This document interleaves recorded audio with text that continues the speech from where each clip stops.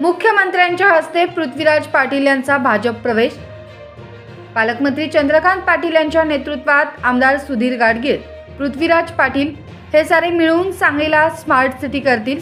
त्यासाठी मुख्यमंत्री देवेंद्र फडणवीस, पालकमंत्री चंद्रकांत पाटील त्याला पाठबळ देतील असा विश्वास भाजपचे प्रदेशाध्यक्ष रवींद्र चव्हाण यांनी आज व्यक्त केला।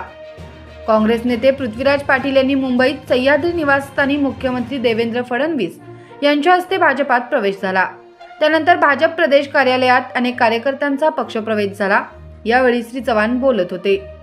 यावेळी चंद्रकांत पाटील म्हणाले, गुलाबराव पाटील यांच्या विचारांचा, कर्तृत्वाचा वारसा पृथ्वीराज पाटील चालवत आहेत।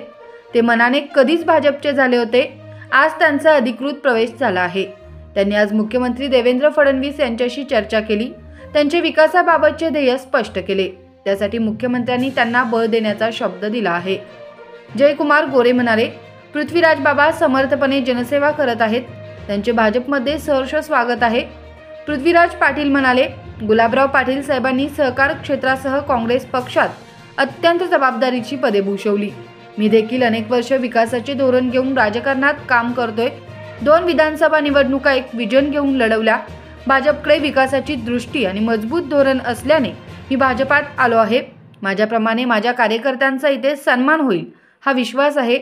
यावेळी आमदार सुरेश खाडे, आमदार सुधीर गाडगीळ, आमदार सत्यजित देशमुख, आमदार प्रवीण दरेकर, माजी आमदार पृथ्वीराज देशमुख, संग्राम थोपटे आदी उपस्थित होते।